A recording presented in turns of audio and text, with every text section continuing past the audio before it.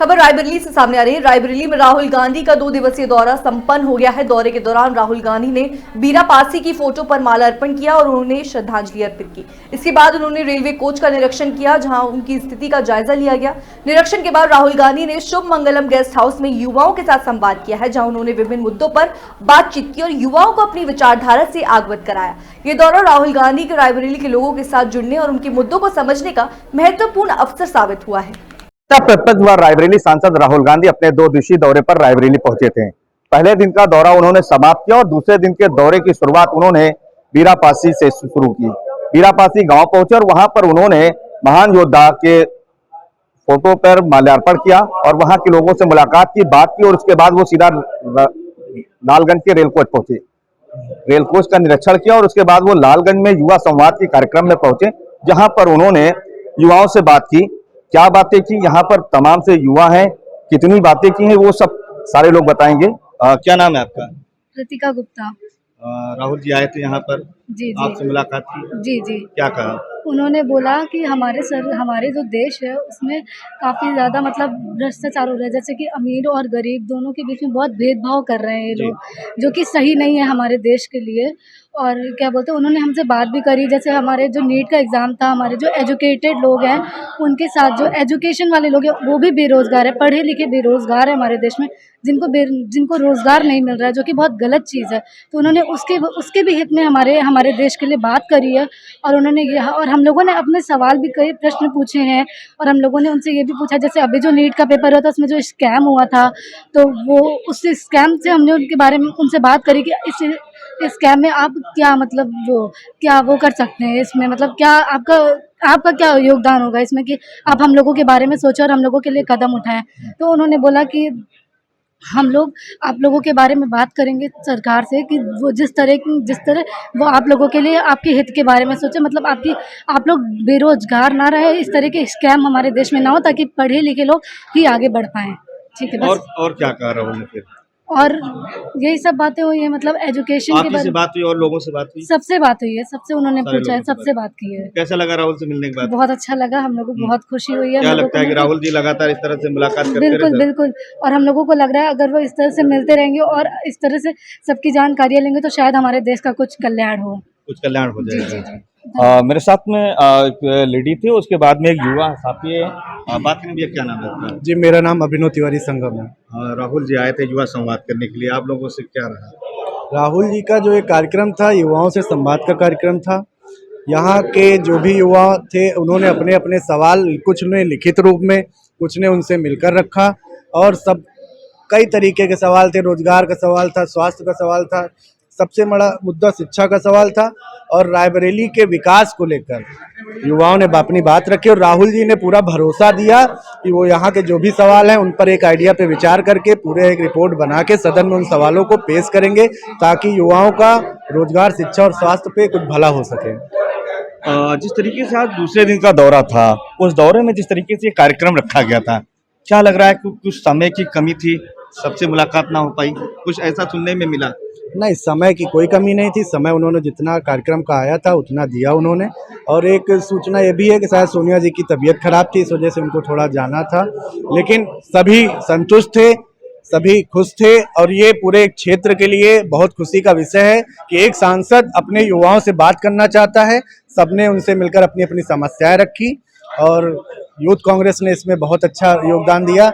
बहुत बहुत धन्यवाद, बहुत बहुत। नहीं, आप जिस तरह से बता रहे कि युवाओं से मुलाकात की, ये क्या लगता है कि हर 3 महीने पे राहुल गांधी जब से सांसद बने हैं, हर तीसरे महीने पे वो दौरा कर रहे हैं, अगर इस तरीके का ये कार्यक्रम चलता रहे तो क्या रहेगा, क्या मैसेज जाएगा?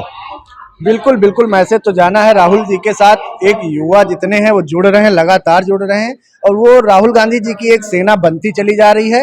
यकीनन वो सेना एक दिन कर्तव्य दिखाएगी। राहुल गांधी के बब्बर शेर तैयार हो रहे हैं।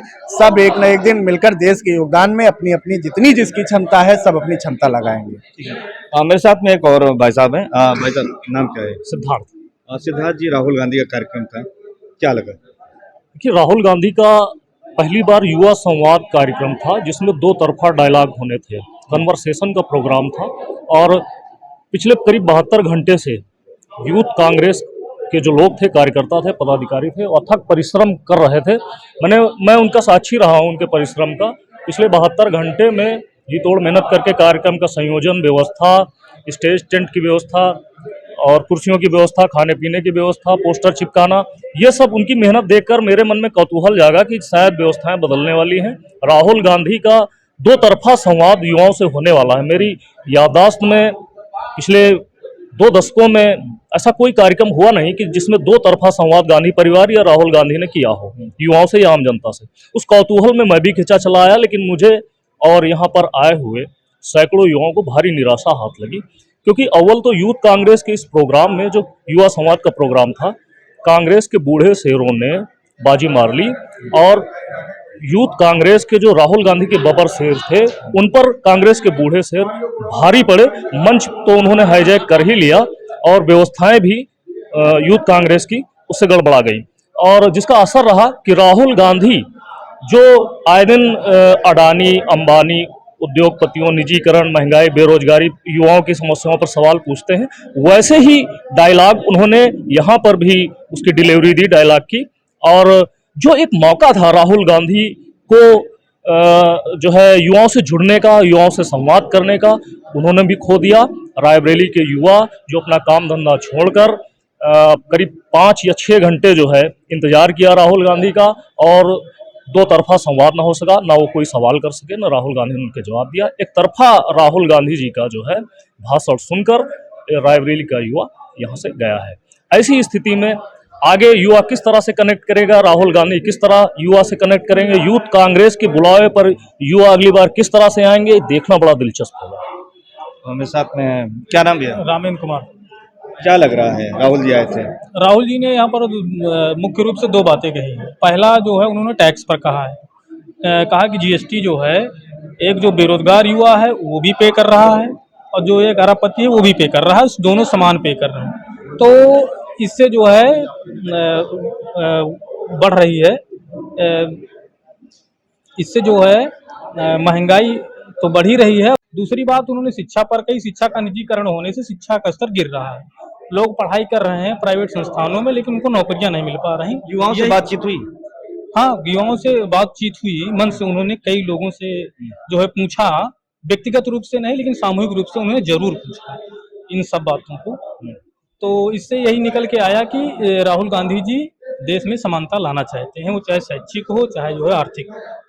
ये मेरे साथ में तमाम युवा थे, एक छात्रा भी थी, जिस तरीके से राहुल गांधी के बारे में बताया। कुछ लोगों का कहना है कि राहुल गांधी ने जिस तरीके से समय देना चाहिए था युवाओं से, क्योंकि ये यूथ संवाद का कार्यक्रम था, इसमें पूरी तरीके से युवाओं से उन्होंने बात नहीं की, अपनी बातें रखी। लेकिन कुछ का कहना है कि जिस तरीके से राहुल गांधी ने मुलाकात की, लोगों से अपनी बातें कही और देश को लेकर के उन्होंने जो सपने सजोए हैं वो एक न एक दिन पूरे जरूर होंगे। फिलहाल जिस तरीके से राहुल गांधी का 2 दिवसीय दौरा पूरा हुआ है, अब देखना ये होगा कि आगे युवाओं का कितना साथ राहुल गांधी को मिल पाता है। मेहताब अहमद, श्री न्यूज़, रायबरेली।